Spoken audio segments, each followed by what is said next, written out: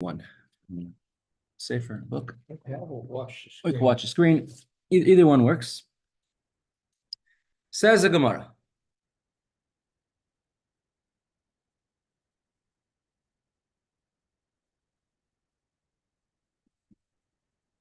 We went through different halachas, different laws, what you are allowed and what you're not allowed to do in a shul.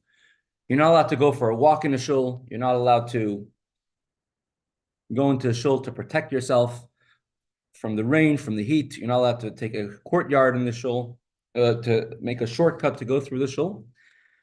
And you're not allowed to make a hesped, a eulogy of a private individual, but for a public, a very large crowd, that you are allowed to do. And the Gemara will soon discuss which type of hesped, which type of eulogies are allowed in the shul. We're also going to discuss how nowadays we do many of these things you're not allowed to do. We do in a shul. We still don't take the shul as a shortcut, but we eat and we drink in the shul. So we're going to discuss this as well. Amar Rabbi Yehuda, says Rabbi Yehuda, a masai b'yeshuvan. When do we say that if the grass grows around the shul, you have to cut the grass? It has to look like a nice area, a nice place. That's if the shul is being used. It's being occupied by its proper occupants. Aval b'cherbanan. But if a shul is in ruins, you let the grass grow, you don't cut it. Let it grow wild. And don't uproot the grass. Bear in mind, there were no lawnmowers back then. It was a much more involved process. You don't do it because of agmas nefesh. So even in the 1700s, 1800s, was not a normal thing. Nobody cut their grass over here. Even in Western Pennsylvania. Back then especially, it only was done in very special, unique places. It's one of the reasons why people had so many diseases, because of all the ticks and all the flies that were going around in these tall grasses. The Gemara asks, Asavim, man d'char shmayu. Why did Rabbi Yehuda discuss grass at all? The first part of this brisa, which you brought down, discussed different things you're not allowed to do in a shul. Don't use a shul as your storage house. Don't use a shul in a non-respective manner. But this halacha of grass was not mentioned in this first part of the brisa at all. So why is Rabbi Yehuda in this brisa adding on that if a shul is in ruins, you should not cut the grass so people should see it and should feel anguish, and it should encourage them to rebuild the shul? So Gemara says, good morning, Shalom Aleichem, Reb Moshe. Thank you for coming. Good morning. Glad to be here. Yeah, thank you. It says the Gemara, Chisuri Mechsera V'hachi Ketani. We're missing a few words in this brisa. Brisa is a teaching that we heard. Nothing was put into databases. Everything was in the human database, in memory. And when people travel from place to place, there would be one brisa, but sometimes people would only remember one part or only hear one part of a brisa. But as a matter of fact, we have another fuller version of this brisa, this teaching of the Tanaim, which puts Rabbi Yehuda's statement that if more into context. And he says, we have another version which learns as such. Good morning, Shalom Aleichem.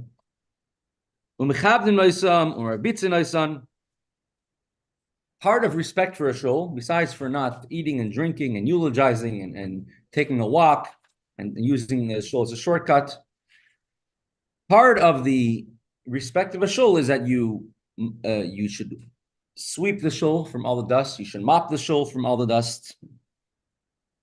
And you take away the dust by sprinkling water. Because the shul should be settled. Right? You should not have grass growing in the shul, which was very common all the way till the 19th century, that most houses, the floors were made out of earthenware, including the shul. The shul was also the floor of the shul was usually, in many places, made out of the ground. And so it's a mitzvah to always constantly clean it, take away any dust, make sure that grass does not go, should not go wild in the shul. Amar Rabbi Yehuda says about this last detail that you should make sure that grass does not grow in the shul, and you should always dust and clean and mop. A masai b'yeshuva. When does this apply? When the shul is being occupied. Avo b'churbanan. But when the shul is in ruins, manichin oisan lalis. Then you allow the grass to grow wild. Alu b'hen asavim lo yitlash, and you should not uproot any grass. B'pnei akmas nefesh, in order that people should see it, and that people should feel anguish and should now want to go rebuild the shul. Continues the Gemara.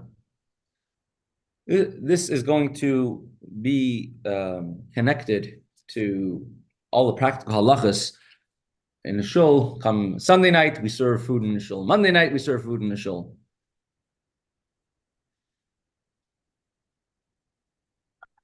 Says the Gemara, Amar Rav Asi. Rav Asi says, Bate knesiyas shebebavel al tenai hein asuyin.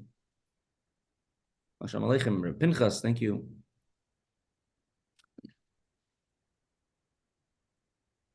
All the shuls which are in Bavel, outside of Eretz Yisrael, are made with a condition, conditionally. What type of condition? Rashi says that you should be able to use a shul for any need that the community sees fit to use it for. Rabbeinu Hananel says that the shul is conditionally holy, meaning while it's a shul, it's completely sacred as a shul, but at any moment it could go back and become a non-holy place again. And based on this, we're going to see in the Gemara, according to Rabbeinu Hananel, that there's certain people do not want to walk into a shul to protect themselves from the rain, because according to them, as long as it's being used as a shul, it has the sanctity of a shul. According to Rashi's understanding, the shul could be used for any type of use whatsoever. So in Chutz La'aretz, outside of Eretz Yisrael, al tanai hein asuyin. They're made with a stipulation that they do not have the full kedusha, the full sanctity of a shul.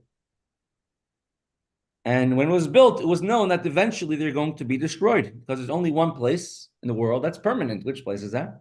Yeah, Eretz Yisrael. it's right now, or you can hold on to it next time, or whatever you want to do it. The only place which is permanent for the Jewish nation is a holy land of Eretz Yisrael. And therefore, any shul which is built outside of Israel, we know we're not going to be here for too long. It's eventually going to be destroyed one way or another, either by persecution, or when Mashiach comes, we're all going to go to Eretz Yisrael. But the shuls in Eretz Yisrael, we're going to need it. When Mashiach comes, we're going to have a big lack of shuls, need for shuls in Eretz Yisrael. From all the generations and all the Jews in the world are going to need shuls. So all the shuls in Eretz Yisrael, their kedusha, their holiness stays forever. A condition has to be made before the shul is built. After the shul is built, conditions don't work retroactively. If you built it without a condition, just built the shul without having anything in mind. So in Eretz Yisrael, then it has a holy sanctity of a shul always in perpetuity. Outside of Eretz Yisrael, it's going to be if you didn't stipulate, it's like this condition was already there.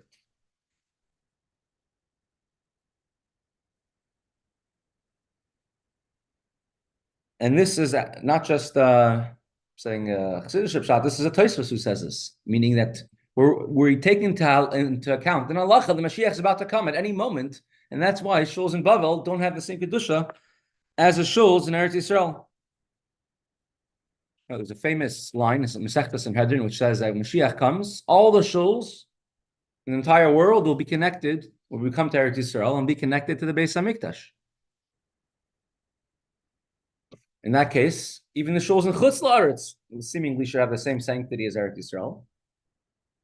So there are those that answer that the building will go to Eretz Yisrael, but the ground where it is right now won't go to Eretz Yisrael, like the piece of real estate. It's an interesting question. When the Rebbe went to visit camp on Yisrael in Swan Lake, New York, went 3 times, 56, 57, and 60. So the only times the Rebbe actually left New York City, from when he became Rebbe. When people ask the Rebbe, later on, Rebbe, you should take a vacation, the Rebbe says, traveling to visit the camp, 2 hours there, being there for a few hours, and traveling 2 hours back, that's already a whole vacation.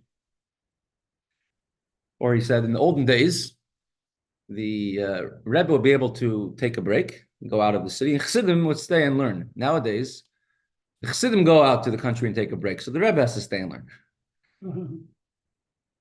They also said that the trip there and the trip back and the time he spent there, I know it was 20 years later, he said he still didn't make up the time. He still didn't make up that time that he took for that. Right. This condition will help specifically for a shul, but for something which is used for a mitzvah, for example, a crown of a Sefer Torah, I can't take a crown of a Sefer Torah and make it conditional. That as long as I use a crown for a Sefer Torah, it should be holy. Otherwise, it becomes unholy. That doesn't work for that. For a bima in a shul, it really depends how often it's used. But if it's used on a normal basis, condition does not help. I would say that, the ground under all the hundreds and hundreds of shuls in Poland and Europe and Russia, and that ground down to Chaim is also going to go there. So what you're saying, Rabbi Karp is saying a very good point. He's saying if you have a shul of such tremendous Jews, whoever it was in Europe, in Bavel, in Iraq, Iran, in America, that ground should also go to Eretz Yisrael. So when the Rebbe visited camp, the Rebbe said that any place which is there to help Jews, a Yid, serve Hashem better, it's going to join and go to Eretz Yisrael. Mashiach comes as well. So, and the Rebbe said the example is in this campsite, the fields, the shul, and the lake are all going to go to Eretz Yisrael with Mashiach. So, if you think about that, it means that there is sanctity, that even the physical ground is actually holy, not just the in theoretical, meaning the building. Build a different building. You could, in the right way, you could build a different building on that ground. The ground, though, is most Kurdish. Correct. So even if the grounds will go to Eretz Yisrael, so how do we how do we explain now? If all the shuls will go to Eretz Yisrael, so then why is the shul in Chutz La'aretz? If even the ground will go to Eretz Yisrael, how is that going to be any different?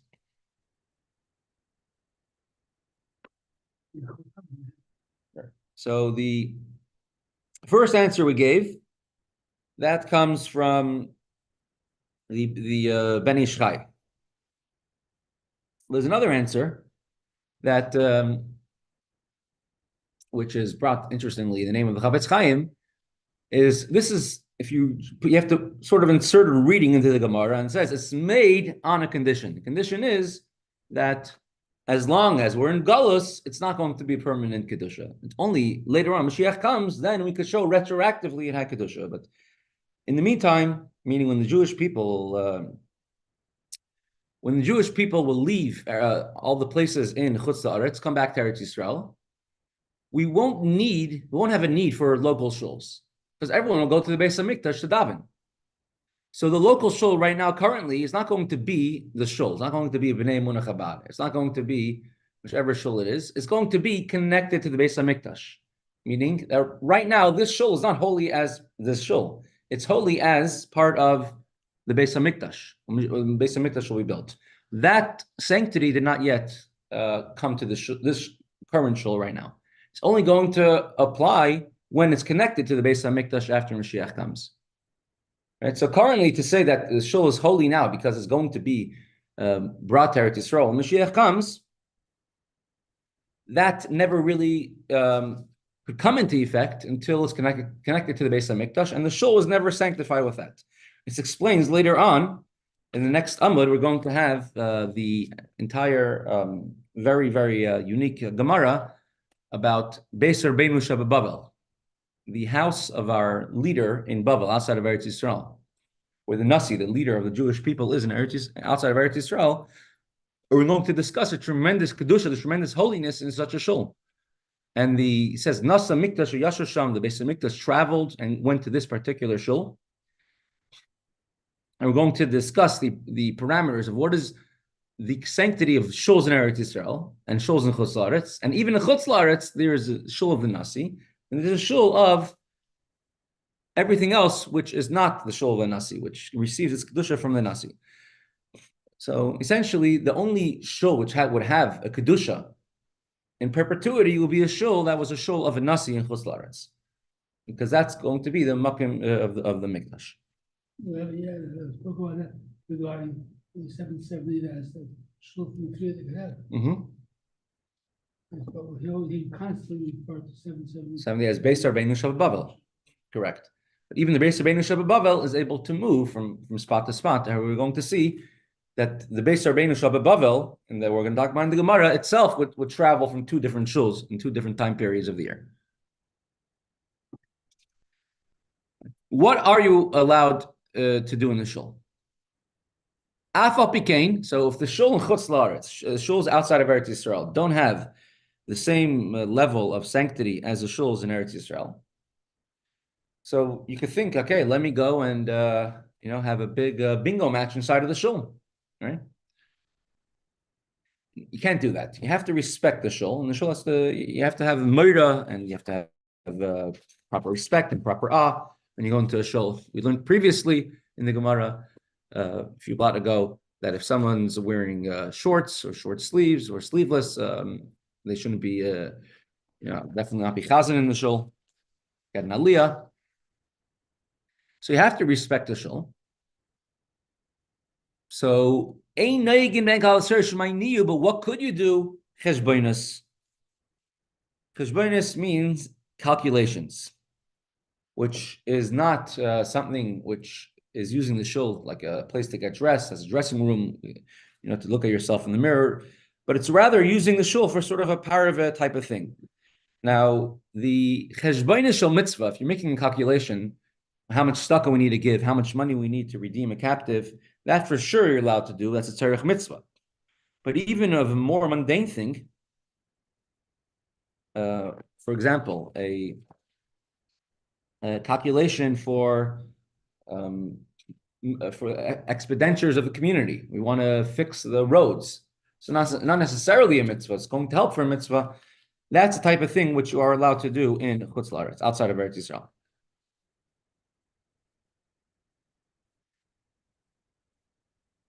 When you say the shuls will be connected to the Beis HaMikdash when the Mashiach comes, what do you mean physically?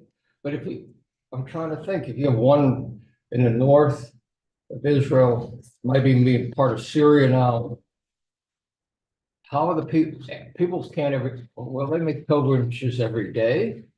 You don't know. So some things we know, some things we're told about. The fact that it says that all the shuls will go and travel to Eretz Yisrael, it's a Gemara in Mesechta Sanhedrin. It says that we're going to go every single Shabbos and every single Rosh Chodesh. All Jews will go to the Beis HaMikdash. Now we previously went 3 times a year, Pesach, Shavuot, Sukkot. We every Shabbos, every Rosh Chodesh, and we're going to travel on clouds. Clouds will take us.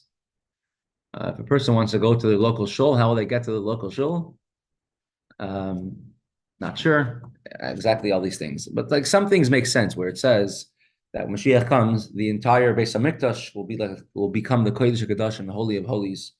The entire city of Yerushalayim will become the Beis HaMikdash. Entire Eretz Yisrael will become Yerushalayim, and the whole world will become Eretz Yisrael.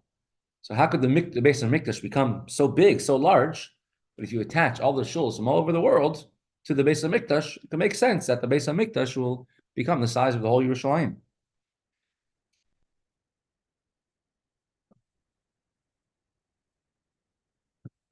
When the Hatzalah ambulance was the first Hatzalah ambulance was made in Crown Heights. So in what year was it? 74, I think, or 1970, or 1969. But it was Tashin Lamed. On Shmini Atzeres, there was a great chassid, a tremendous chassid. Unfortunately, he had no children. Very quiet, unassuming fellow. Only recent years, letters that he wrote to so many other people really actually show the tremendous chesed and tremendous things he's done. He single-handedly probably was responsible for saving at least 500, 1,000 chassidim from Russia in the 1946, 47, getting them out. He started Beis Rivka. His name was Rabbi Yitzchak Golden. Unfortunately, he had no children.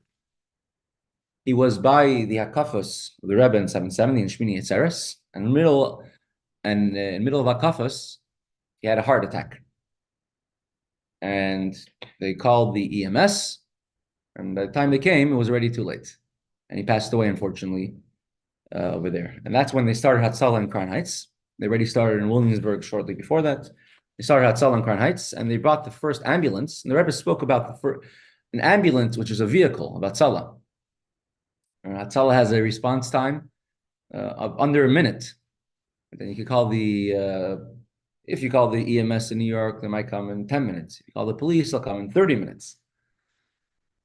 So the Rebbe spoke about this, saying that a vehicle which is whole purpose is to help save other fellow Jews, such a vehicle will also go to Eretz Yisrael, also be part of. So what it means, go to Eretz Yisrael, be part of Eretz Yisrael. But the Rebbe says it will go with Mashiach, with the shuls, it will go to Eretz Yisrael as well. I don't think it's going to be attached as an exhibit to the Beis HaMikdash, but I mean, so what exactly that means, I'm not exactly sure. Interesting, because I heard the story that the Shraga had a heart attack in the bathroom, and when he had the heart attack, he saw himself, and the city EMS came. And he didn't like him because he was an activist. No, he was dressed up to go to a New Year's party. Ah. The Schwartz was all dressed up to go to a New Year's party. And he told the wife, I'm not going to touch him, you clean him first. By the time she cleaned him, he passed away. Crazy. I never heard the story like that.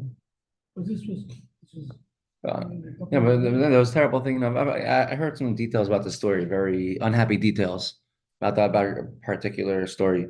But he was a big, well-known person, activist and everything, and with the police, security, Crown Heights, and all that, and tremendous respect from people.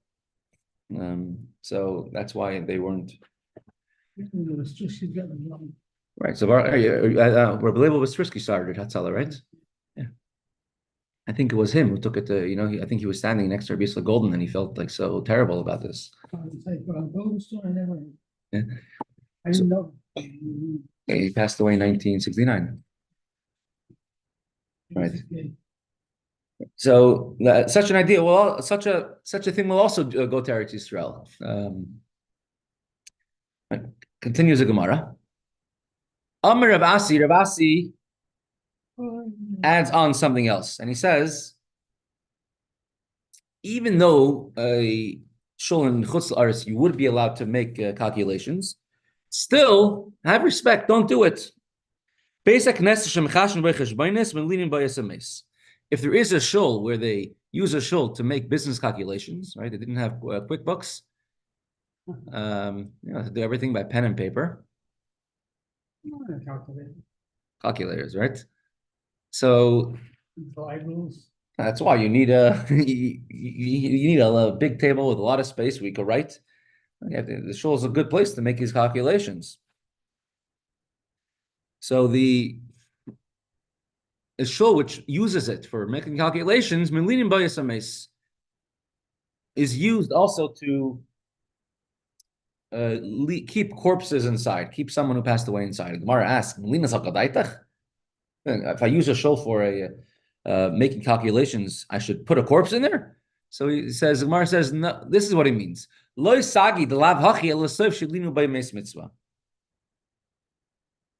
Says, if you're using a shul for a place, not exclusively for davening, So then Hashem says, you're not respecting my shul enough. The shul is eventually going to have to be used for other uses, which are not so pleasant, that someone passes away and there's no relatives, no one around to take care of them, take care of the person who passed away. So that person will be brought into the shul, and they have to have a mace mitzvah. That person, will have to be taken care of. The body will be brought into the shul. So Asi disagrees.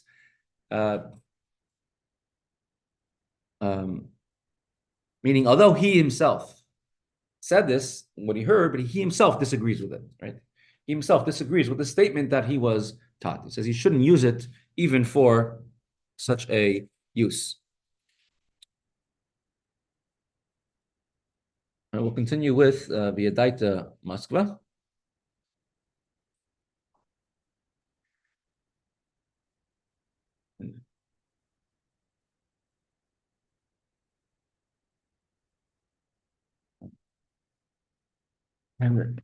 Have these.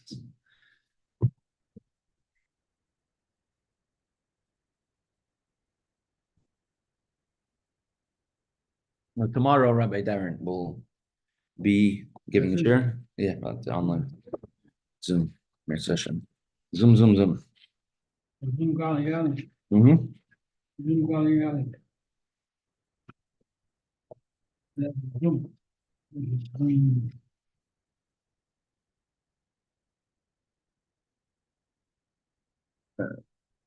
We can share. So the Rebbe explained one point of his Maimer in Taf Shalom in Beis 1972, 78.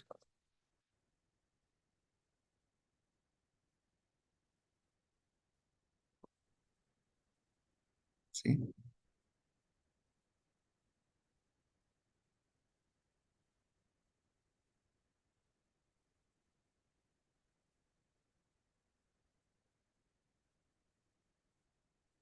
Let's see if we can make it a little bit larger. It says Shmamis. Yeah, but it goes back and forth as you continue.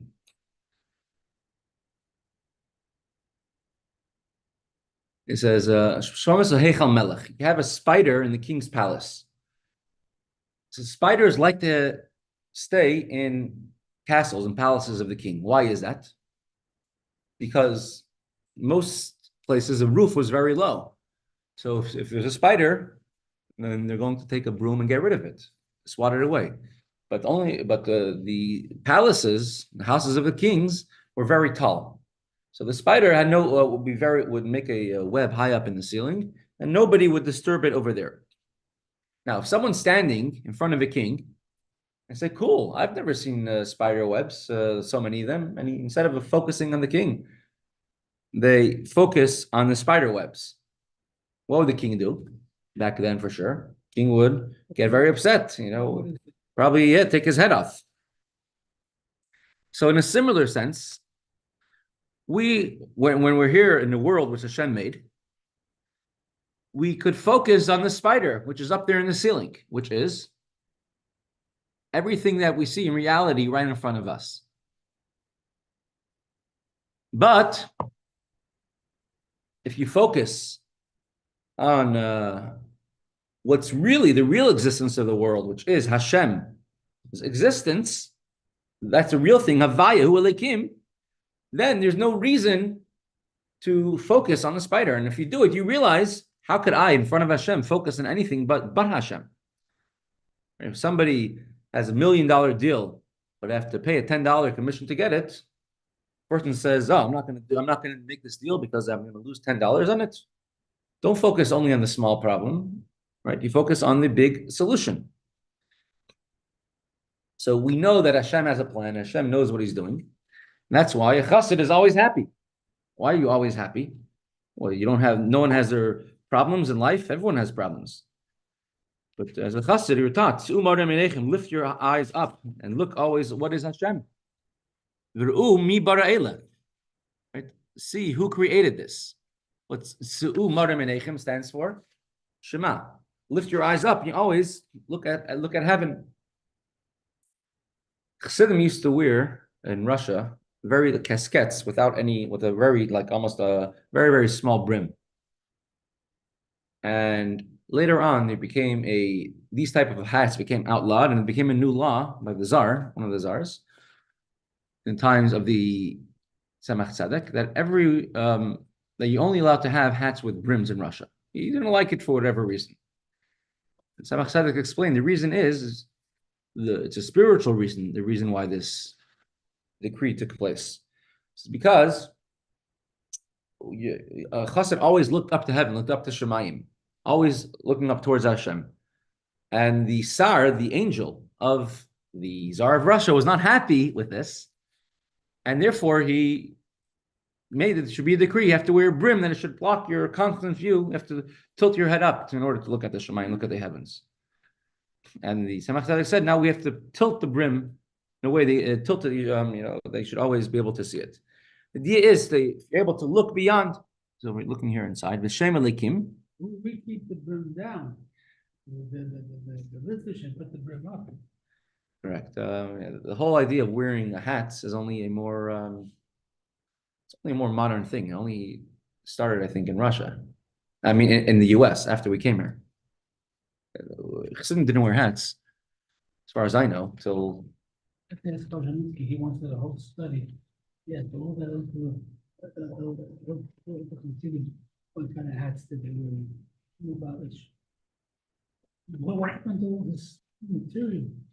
I don't know. A lot of it was in his head. Yeah.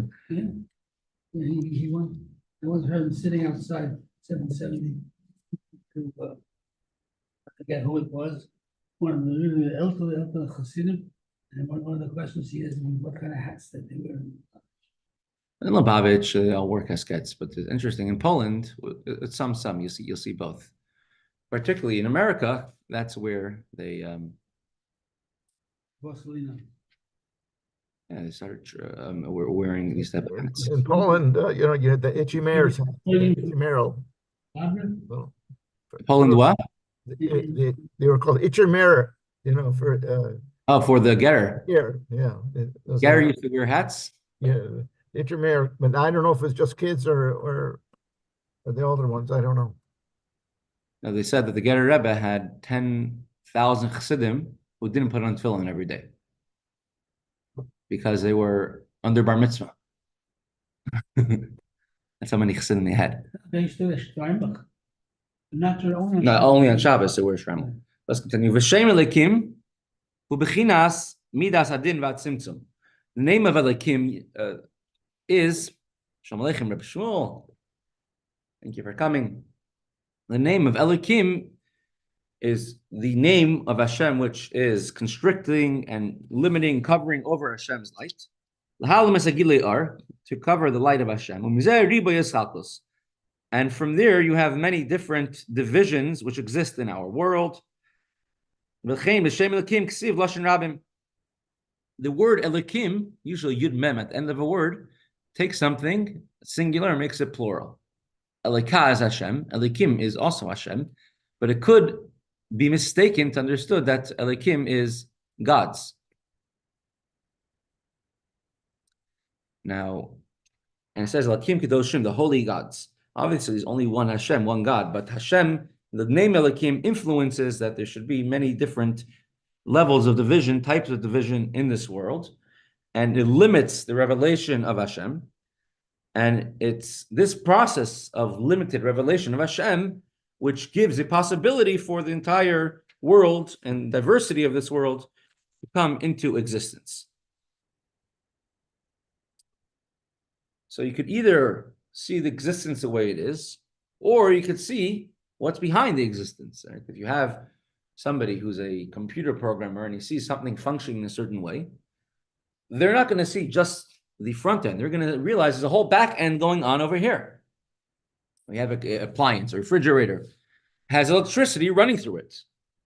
If I was going to take this electricity, which I'm running through the refrigerator, and I'm going to run it through a light bulb, it's the same electricity, it's just going to function differently, in a different type of manner. So there's different types of receptacles, different types of uses for the same type of energy. In a similar way, Hashem is constantly creating the world. The name of Elikim is bringing the infinite light of Hashem. But Elikim makes it that there's many layers of division. Like the layers of an onion, there's many different layers of existence. And somebody wants to go to the top of Mount Everest. What's stopping them from taking a helicopter and going to the top? And have helicopters that can make you to the top. So what's stopping them from doing it? Or you want to go deep, deep down and underwater. What's stopping you from doing it? Nothing. But you're not going to be ready for it, right? Your lungs have to expand. You have to get more red blood cells. If you go deep down underground, you have to acclimate to it. So the Rebbe Hershel is saying that in order to realize Havaya Hu Elikim, you need via daita. It takes a process of knowing. It takes time to figure it out. So, like that.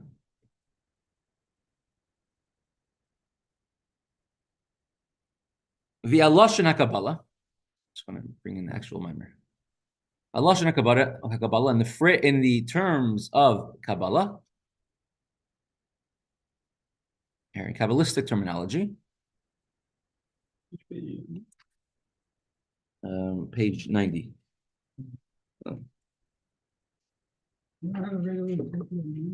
No, we have a regular Sefer Marmah, just using this one.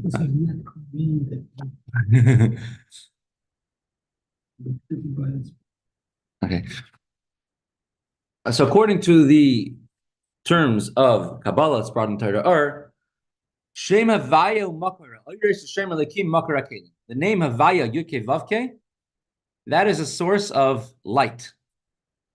Hashem's godly light.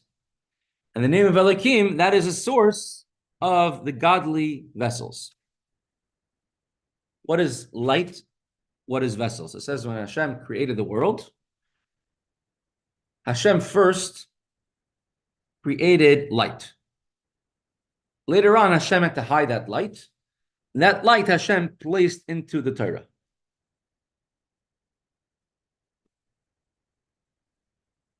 So when Hashem created everything, He created it out of nothing. Now, if everything which exists has to go back to its original state. For example, if I have a rubber band and I stretch it, it's going to go back to its shape. A rock, you throw it in the air, it's going to land back on the ground. Same thing, the world didn't exist, and Hashem created it. It should revert back to nothingness. Only reason why it isn't is because Hashem is constantly creating the world every single moment. So whatever happens at any time, Hashem is not just letting it happen, Hashem is making it happen. He's doing it, He's creating it right then. Otherwise, it wouldn't exist. There was one time a conversation between a chassid, two friends. They grew up in school together. One became a chassid, and one was not a chassid. And so he said, "What did you learn when you're learning chassidus?" He says, "We learned about Hashem." He says, "I knew about Hashem always." He says, "It's great. His table in front of us. If Hashem wanted it to stop existing, what would happen?" So his friend tells him, this table, Hashem will make a fire and burn the table up, and it would stop, and it would no longer be. So he said, such Hashem, after learning Chassidus, I now know such Hashem is a type of Hashem that belongs in the fire, because if Hashem wanted to stop the table to exist, He would simply stop making it. He's creating it every single moment from new. So the letters of the Torah, which is the lights, are constantly creating the world over and over. And so Havaya, the name Yudke Vavke, the 4 letters of Hashem, is the lights of Hashem. Elikim, concealing, as if you remember Rabbi Paul Eisenberg, the Rebbe told them in Yechidus the word effulgence, right, for Hashpah. That would be the idea of light, giving the godly energy. Kalim are more the ability to receive what's being given to you, to be the receptacle, to be the light bulb, to receive the electricity.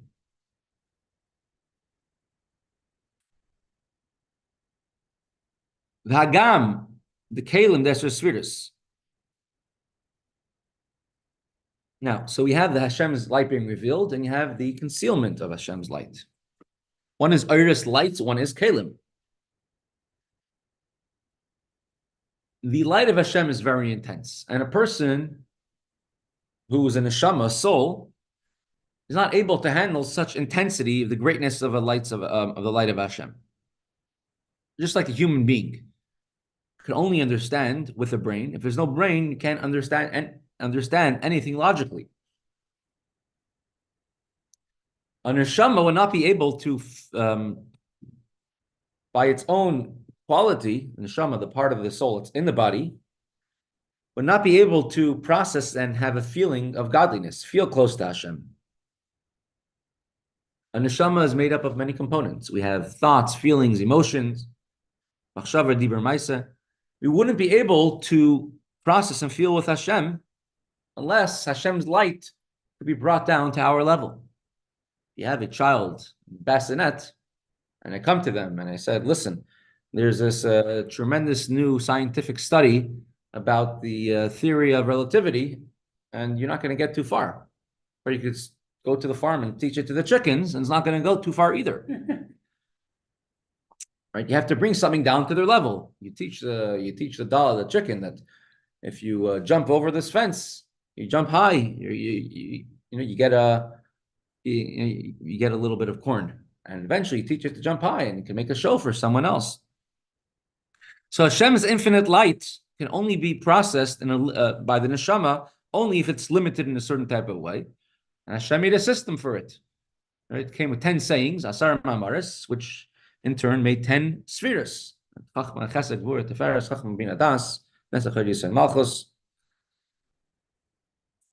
So there is a means, there is a purpose for the kelim. The kelim, the Esser spheres, although the vessels that these 10 spheres, which reveal the light of Hashem, they reveal the light which is enclosed within them.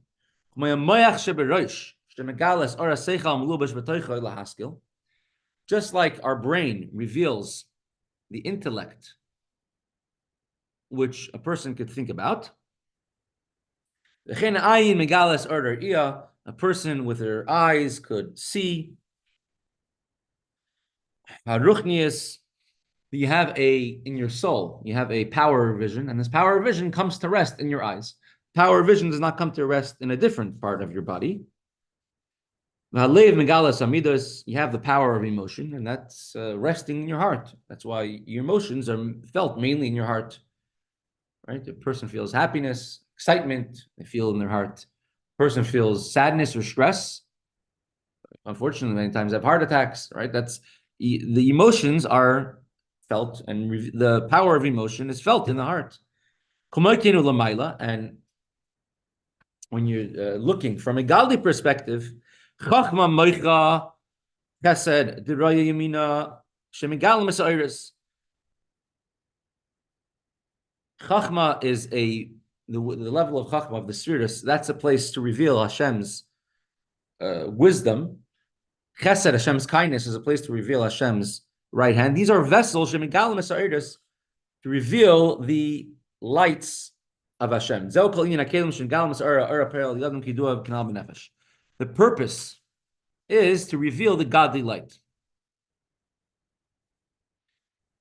Now, you ever tried drinking water out of a fire hydrant? When I lived in Brooklyn, it was not such an uncommon sight to see. People want to drink water, they'll just open up a fire hydrant, drink some water from the fire hydrant. If someone is in the dark place, and suddenly you shine a very bright light at them, you blind them. You ever wonder why pirates wear an eye patch? In the city of Pittsburgh, I have to speak about our home team. Is it because pirates, all the pirates lost an eye, lost some of the vision in one eye? One of the explanations that people said is because they have to be ready at any moment's notice to be able to see. They could be under the hold of the ship, and in one moment they're going out on the deck. So they have to be able to see wherever they are in a moment's notice. They don't have time for their eyes to adjust. In the blink of an eye, they're going to be in a battle under the deck of the ship, right? They're going to board some ship and then have to go on down under the deck. And the most dangerous time for a pirate is those few seconds while their eyes are adjusting from the brightness of the outside to, right, for the pupils to dilate. So they keep an eye patch on to keep one eye in the dark, so they'll be ready to see in the dark if they ever need to. So if you have too much for yourself to stimulate, right, to drink, it's not drinking too much, or it's an overwhelming amount of light, things could go crazy. Right, that says in the Torah. If you see too many negative things, which too many negative sufferings, and which will happen, a person will go crazy from it. From the Holocaust, from the pogroms, many people who've gone crazy, unfortunately. Right? Why? Because there's too much for them to handle. Right? We're only finite beings. So Hashem made 4 worlds, Atzilus, Bria, Tzir, Asiya, and we're going to have to continue this Mirz Hashem next week. And I hope to Mirz Hashem see everybody there. For those